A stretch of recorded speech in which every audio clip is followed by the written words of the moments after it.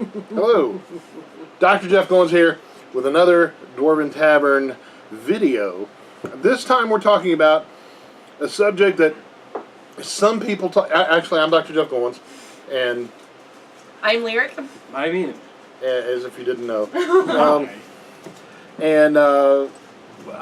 we're talking about this time. We're talking about a subject that some folks have trouble with, and others actually don't, which is logic. Is every problem ever. It's every and then there are problem some ever. people who were born into it, molded by it, who did not see book rules until they were already a man.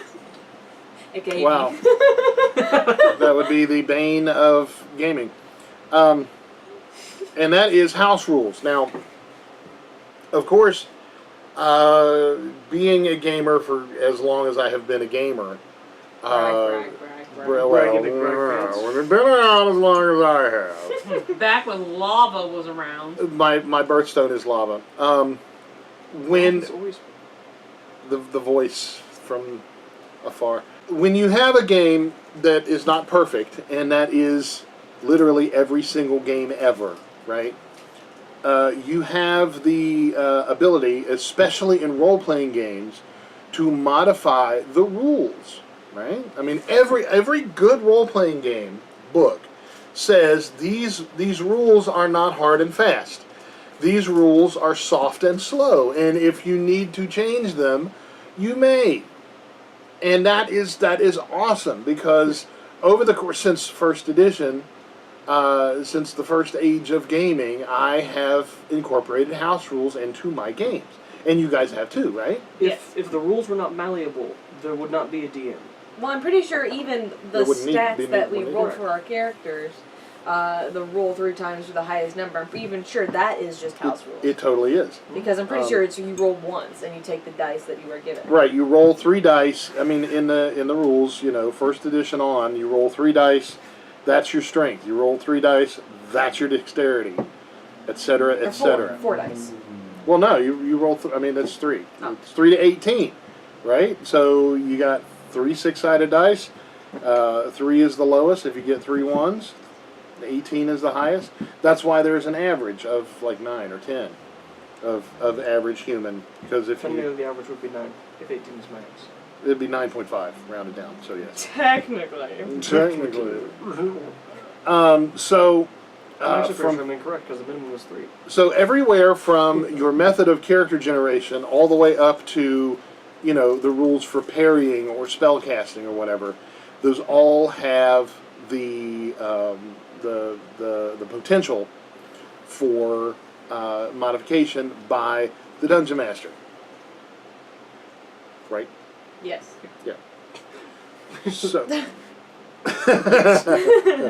So, in this we're going to talk about that a little bit. So, why don't you go first? Okay. Go! Normally when it comes to house rules, I tend to stray. As in, I don't really use house rules except for that stat thing. However, I do find myself... The biggest one, aside from the stats, is not including gold with monsters that they defeat. Because more often than not, you're not going to find a gold pile laying with a bugbear randomly on the You don't bash a woods. skeleton's head in and money pours out. Exactly. Like, Unless he died from eating money up in his head. It's jingle! Well, what I'm saying is that normally monsters that you would go out and defeat in the middle of a swamp or the woods or a cave or a natural place where you would find these creatures, undead or not, they wouldn't necessarily have gold on them. So unless they are searched, they don't get the reward that they have on them. And even then, it's still not technically plausible. So you fight a giant worm, and you killed it. Where you search its body. It's a worm. It's a worm. But, The oddest saying thing that you find about it is it has hair. I can see a mother ogre talking to her son, saying, Edmund, if you keep sticking gold coins up your nose, adventurers are going to find your head from years from now, and they're going to crack it open and find those gold coins. Oh, Mom, don't be silly. Boink, boink, boink. So I find it very unreasonable to just assume I find that far more unreasonable. No, not really. Have you ever met a child? An ogre named Edmund. That needs to be a book. That needs to be a book, right? Edmund. The ogre named Edmund. Edmund. Okay. Spelled with an O, not a U. Edmond. Edmond. So I find it very unreasonable to just assume. I was thinking ogre spelled with a U. That ogre. So we find ogre. I'm sorry. His parents had great hopes for him. Hopes they had hopes. Hugo. They could have made him Crunk or Coon or something like their siblings, but he's like, no, he's going to have a human name. He's going to make it in life. Take him by the legs, throw him into the woods. The first sound you hear is his name. Ogre. Edmund. So, What did he land on to make it sound Edmund? a human. Edmund. What I was saying is that it's unnatural for every single creature to have some sort of gold, especially It's unnatural to name an ogre Edmund. it's cruel and unusual punishment for a name like Edmund. Agreed. On the part about Edmund or the other part? The treasure type. Yeah. In first edition, treasure type was everything, because the dragon in first edition was a treasure type H, I believe. That was the treasure type he was after. And that played a lot more in first edition than it does now. Since I've never even heard of it. It doesn't even apply now. Yeah. But that's what I'm saying is that the treasure is not A, the point, and unless it is the point of your game, and B, Not the point unless it is. That's role-playing games in a nutshell. It's not the point of D&D as a whole. It could be the point of a particular campaign, but it's not the point of D&D as a whole. But in first edition, you also got XP equal to the gold. That's what I'm saying. Like, it's not plausible. It doesn't make sense for every single creature that you run into to have gold on them. Again, cite worm statement. Exactly, or a blink dog. Where? I check his coin purse. It's like, that's not his coin purse. So that's the biggest rule. That's the biggest rule that I deviate from is the gold. And my characters do get gold if they think to check the people that would have it. Right. Potentially. One of the things that I always like to do, because I am on the opposite end of the table, figuratively and legitimately. Except against you. Anyways. Well, he's at opposite of the table on me. Right. That's the point that he's trying to make. I am very... I'm an advocate of house rules. Advocate. I am an advocate. No, he's an advocate. Advocate. I am an advocate of the house rules. And I don't just like, I love having the rules slightly manipulated to suit what's going on in the campaign. Because one of the rules I've always hated, with a burning passion, is the designated amount of times you need to have encounters to level up. Oh, the formula. I despise it. Oh, man. You don't get any money, you don't get any XP, you don't get any levels until I say so. Barf. What this means is, if your character does something that's remarkable, I can reward you with an entire level. I can reward you with an unbelievable amount of wealth. What? An unbelievable amount of wealth if you're not an idiot. Like some people. Like some people. Exhibit Some people A. that say Weth and use Edmond. I don't have to talk to you. I'm Weffy. I'm Weffy. I'm an Ooger. A Weffy Ooger. Weffy Ooger. Named Edmund. Shoink. Shoink. Shoink. Shoink. Absolutely. He's friends with Plasmo. Plasma. Yes. So, yes. I think the money for encounters, it's just... I don't agree. I think the money should equal what the character... I have to write that down. The money should be equal to what the character does, but it should match the story, more important. No. Because if the character is never going to find money, they're never going to find money. It doesn't matter where they are. It's like if they're in the middle of the desert, and they find a tomb... and they find a tomb that's completely covered in gold, then they're rich, instantly. And they have unimaginable wealth, some mummies, and some skeletons, but they've got crazy wealth. And that's incredibly important. But one mummy and some skeletons, for as much money they get for finding a tomb, is going to be an immense contrast in comparison to fighting 100 Etten skeletons, and, one of them still has his change purse on. He stole from some guy he, mugged. What happened to these Ettins? Mass, suicide? Green Dragon. I was gonna Green Dragon. I was gonna say suicide pact. Suicide pact. Suicide pact. Nobody likes us. Me neither. That's really sad. It is. Yeah. No, it was So- just a giant fight. Back in the day, when the number of D&D editions was 1, and the number of D&D books was 3.5. Correction. The number of D&D editions was advanced. Advanced, right. You actually got experience points for the gold you found. Yes. And the magic items came with experience points as well. It came with in the Dungeon Master's Guide. You had a gold piece value and an experience point value. And so if you kept the item, you got lower experience points for getting that item. But if you sold it, you got a lot more gold and a lot more experience because you didn't get to keep the item. Yeah. Which is fine. But the treasure types were very painstakingly rolled by the Dungeon Master to award characters, and some treasure types were none. Like the worm, Exhibit W.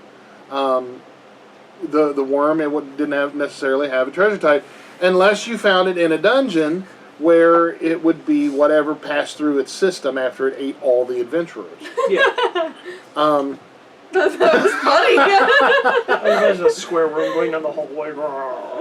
Yeah, and but as far as incorporating house rules goes, I always looked for rules that promoted the realistic, odd as that might sound, about fantasy and science fiction role playing Easier games. with ranged weapons, for example. Not necessarily realistic so Ranged much weapons. as just the word of the day for lyric is plausible. Plausible. That's a good word. Possible. It And makes sense. for example, one of my house rules was always from first edition on, and I think it's only partially a house rule, is that number one, when you fired a bow, you would get your dexterity bonus in the damage because if you were more dexterous, you could aim better.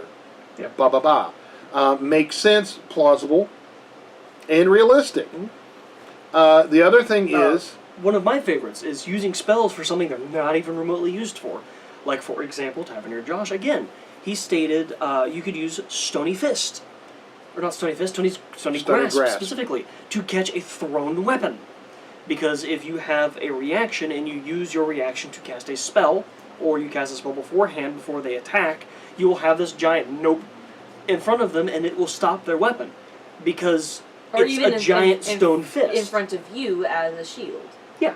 yeah, and but that's not really a house rule. That's not really that's a You modification. cannot use a spell like that in the book. Why not?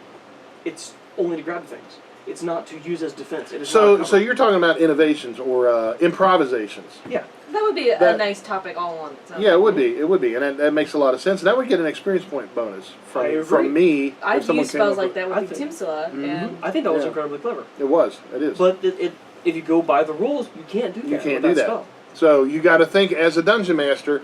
Does this make number one? Does it make the story better because it's all about the story? Absolutely. Number two, does this make it more realistic and heighten the suspension of disbelief, because that is a really important thing. If you think of the rules as this encapsulated envelope of things that aren't here but are in the game only, then your suspension of disbelief is lower, and the immersion of the excitement and everything The is fourth wall is broken. alienated. The fourth wall is meta'd, and babies cry.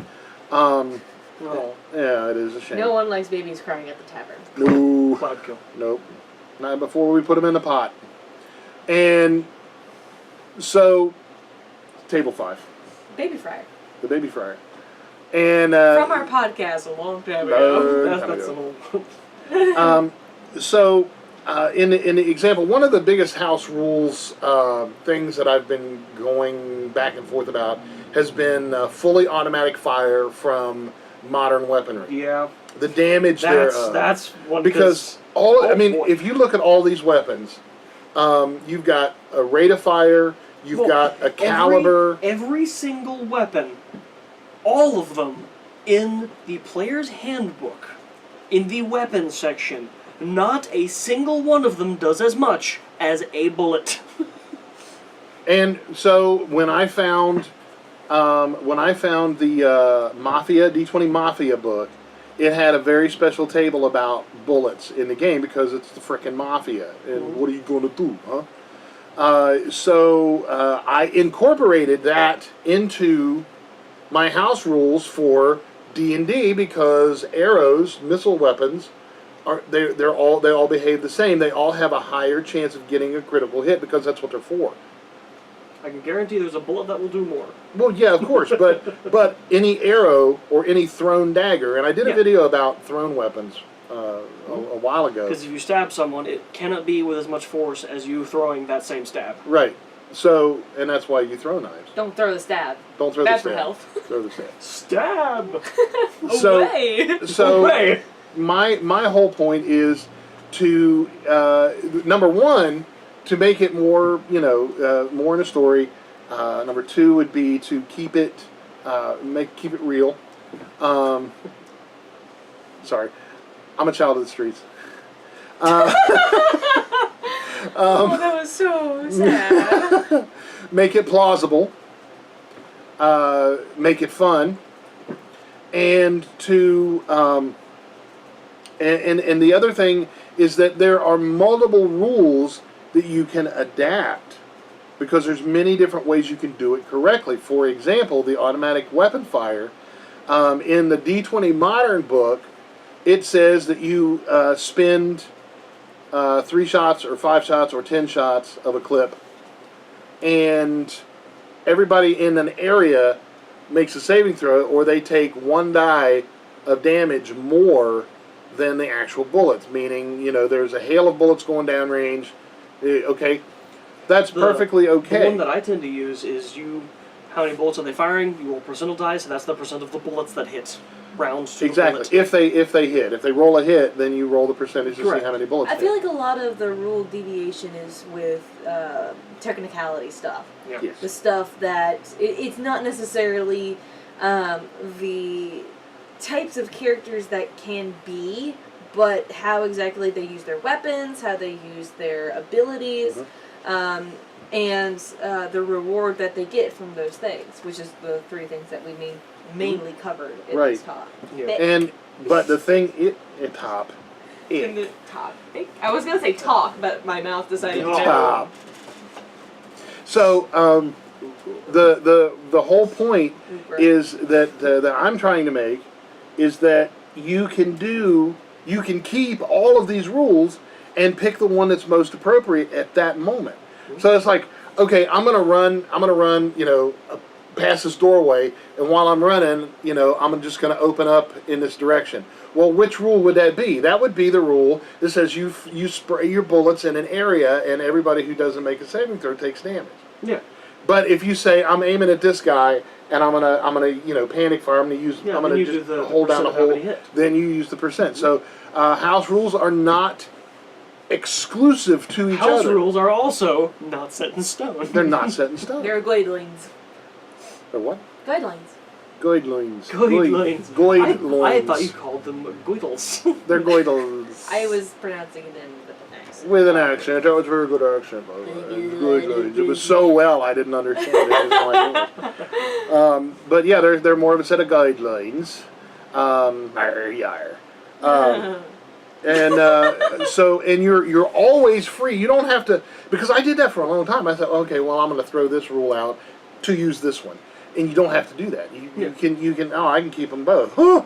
I'm an adventurer. I rule the roost. Imagine that's what I say goes. Yeah, so feel free to use, all of the house rules that you want, just depending on the situation and whatever makes you comfortable. And it's more or less, house rules are to make it more in favor of your characters, not less. Yeah, the DM's job is to make the game as fun as physically possible. Yeah. And that's why it's important to heighten the suspension of disbelief. Yes. It is so important to make them know that it is a game, yes, but to forget that they are in a game and that they are so absorbed, and a lot of rules can detract from that. They don't add to it like they're supposed to, which is why I agree that they should just be guidelines. Guidelines. They should just be there if you need them. Yeah. But at the same time, it's also desire to want them. Mm-hmm. And always feel free to just say, well, it no longer works that way. Or if you find rules that work better in one role-playing game that could also be applied to another, that's another thing that could be done. Like the combat maneuvers from Pathfinder. Use that in my 3.5 because Pathfinder is, of course, compatible with 3.5. And you can also employ that in other D20 compatible games There as are well. some maneuvers in 3.5 that have no rules attached to them. Yeah. Like you pretty much have to say, "Hey, this is a grapple," but it's not a grapple. It's a grapple. Like, I'm gonna stick both fingers up his nostrils and hurl him over my back. Like Is that a grapple? It's a touch attack, grapple, opposed strength. Yeah. And it's like just Hey, you roll an opposed exhale. Snork. So it's and I think the whole thing that we're getting at is that it's a very organic. Yeah. It's a very organic game. That's why there's a DM there. Yeah. Because everything that isn't organic is just it's just a video game. Those you cannot bend the rules. Yeah. And that's what a lot of people, when they transition, because at our generation, a lot of people are transitioning from video game to tabletop. Yeah. And they try to treat tabletop as a video game, which is fine, but I feel like there could be more, they could experience more to it if the rules were bent. Absolutely. Yeah, and that's why I dislike rules lawyers. Yeah, well, I mean, in my rules lawyer video, you can see that there are pros and cons to a rules lawyer. Yeah. But more often than not, a rules lawyer, if the DM is purposefully going off track and not doing the rules specifically as such, then the rules lawyer can be a pest. Well, for me, it's rules for rules lawyers. It's like, it can't do that. It's like, yes, it also can't fly. Away! And the only con in rules lawyering is my fist connecting with their temples. But I had a guy long time ago. It was like a group of like 13 orcs or 15 orcs. He's like, no, it's not. I'm like, okay, what? And he said, it can't be. It cannot be. They're not orcs or something's really wrong or something, but it's not. I'm like, what are you talking about? I'm the dungeon master. I've got it written down right here that there's 15 orcs, and, you are going to die in real life if you don't explain yourself, sir. And he said, give me the book. Give me the monster manual. And I'm like, all right. So I gave him the monster manual. And he looked it up and he said, orcs, found in groups of 30 to 300. Therefore, there cannot be a group of 15. And I said, okay, well, there's, if that's the way you want it, sure. They were scouts. They were scouts to the other 285. So roll initiative. And he's like, huh. Yeah, okay. that's what you get. That's what you get. That's one of the cons. And so, I totally rules lawyered him, and, I didn't fudge anything from there out. And when his characters came out of a dungeon, they were so harried and harassed and damaged and injured that, I said, okay, well, I got to roll an encounter because the rules say I have to roll a random encounter to see if you encounter something. He's like, why? I said, it's the rules, dude. So I rolled it. He encountered a pack of lions. It was a pride of lions. Oh my god! And he's like, and I'm like, these are the rules. These are what the rules do. You want the rules? You got rules. And they're about to eat your face. And so all of his characters killed themselves, and he ripped his papers up and left. And I was joyous. And the lions. And the lions feasted that day as no other. The lions are the true winners here. Somewhere in my world there is a lion who every time it farts shoots fireballs out because of the wand that it ate. God. That's why rules lawyers can be negative. And so I just gave him what he wanted. He wanted rules, I gave him rules, and he died for it. So Well, I mean, rules are there for a reason. And it is important to remember that some of the rules are there to keep your character in mind. They're to keep your character safe, they're to keep them happy, they're to keep them wealthy. And that's exactly right, because I have always been a person who I've bent the rules and changed the rules and made new rules to heighten the fun. Yeah. Just like you said, There it's really for the wouldn't character. be a game if there wasn't rules. Right, Yeah. so the only problem with rules, just like with anything, if there's too much, it's too much. And it's okay to go against that every once in a while. Yeah. And you don't have to do it to the extremes that we tend to, but that's only because we're experienced and we know how to handle it. Yeah. Don't try this at folks' homes. Other folks' homes, not yours is fine. Yours is fine. You try this at your own home. No, but what I'm saying is that if you have the experience to fudge a lot of rules, then by all means. Yeah. But if I can fudge. if you're True story. if you're inexperienced with the gaming, if you're an inexperienced dungeon master, then maybe start out small. Like for example, for me it was the gold. That was my Like hobbits. for the gold. Like Gold. We start out small. Hobbit gold. let's compromise here. I started out small with the gold. They don't have it everywhere because that was my first rules lawyer moment was with the gold. And I'm like, no, you don't get any gold because you were a douchebag about it. And I'm like, well, why would they get gold for killing a grave digger? One of the things that I don't like about rules lawyers, back on that topic, is they step out of the game to attack you as a DM. Yes, thank you. It's super meta. metagaming. Super meta. Yeah, it's like the character would not say this. It's like, I am a Ugathug Mug Stugbug the Barbarian. I beat things with club. It's like, I killed this thing. It should give me 3 club. It's because it says it in the book. What book? What are you talking about? Does he steal the name What of the every other? He steals the name of every other Of every barbarian. other barbarian. Ugabug, bug, bug, chugabug, bug, bug. Keeps going. Part of the Ugg clan, apparently. Ugg clan. He is the last. He's the last. So, there is benefits in house rules, and it's actually pretty much only benefits in house rules. Yeah. There can be negative effects, and that's when you use too many. Yeah. But you can also use an overarching negative effect on the entire party to make it more interesting. Well, Like I'm not saying everyone that. gets like half XP to make it a more drawn out, like A campaign. a scarier campaign for a horror campaign that my sister, she DM'd for us, and we got very, very low XP. It was like Not me. 4th maximum XP, Yeah. and it was terrifying because these things were like 3rd, 4th level, but we were stuck at level 1, and it made it much more terrifying as the characters, as the players were like, yeah, it's great because things were challenging. It was fun. And it was like, the house rule was lower overall XP. But the rules say level up every 3 sessions. Or every 3 encounters, pardon. And that wasn't the case, and it made it more enjoyable.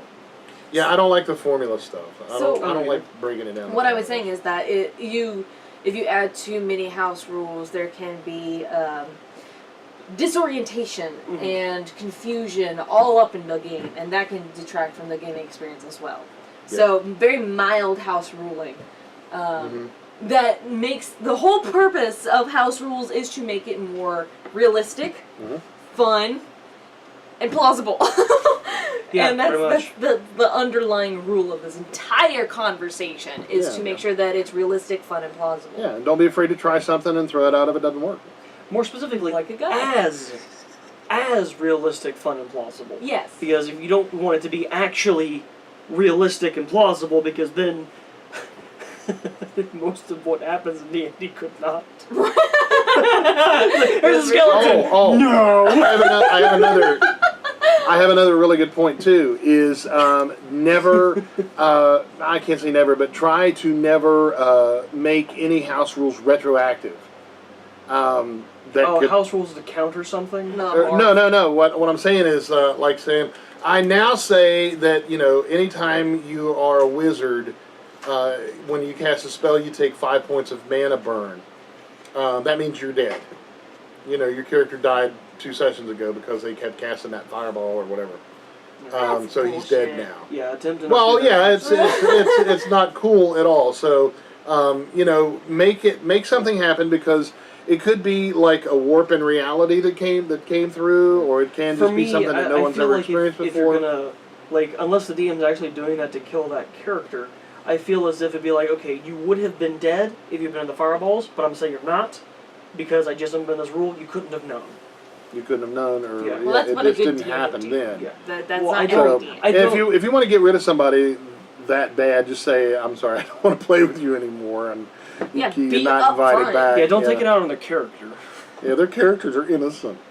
Yeah, But, excellent. yeah, so... Unless they're evil. Unless they're evil. That's fun. I respect you and characters. Don't even. So, that is not welcome here. yeah, it is not. It is not. So, do we have any further thoughts? I have one thought, and One that is thought. to be plausible. One No, thought? but seriously, be plausible in your choices. She's right. One thought. One thought. Make sure that it is fun for everybody. Don't you can go out of your way to make it concise with the rules in the book, and people will still have problems with it. So do it as according to what you feel is appropriate, and not just what the book says, because sometimes what the book says is kind of BS, and that's why there's Yeah. additions to yeah. the books, because there's not everything in that book Disagree is with Obviously, Done by advanced D&D was not perfect. Second, also, was not perfect. Third and 3.5 is not. Fourth is not, and fifth is not. Because if the additions continue, it is not perfect. Yeah, so the variations in the rules might have already happened if you're playing 3.5 or 2 or further. Four. So the variations that you are changing in your book may change later anyway, so there's no harm done there. Right. So have fun with it, make sure that it makes sense with the entire campaign, and there's no problem to having house rules at all. Yeah. The Have addition fun. of house Have fun rules with is it. entirely there to make the game better. Right. Yeah, don't be afraid to try it. Get the opinions of your players. What are you doing to my cup? I'm getting a piece of candy. What is that there? So, on behalf of the entire cast and crew of the Dwarven Tavern, this mug had the treasure type A, which means there was a possibility of there being one piece of candy in it. And I rolled well. Did you? Because it's licorice. It's licorice. So, on behalf of the entire cast and crew of the Dwarven Tavern, we say have fun, and don't be afraid to try it. And we wish for you to want for nothing but adventure. And at first I feared it, then I charged. Thanks for watching, and we'll see you next time.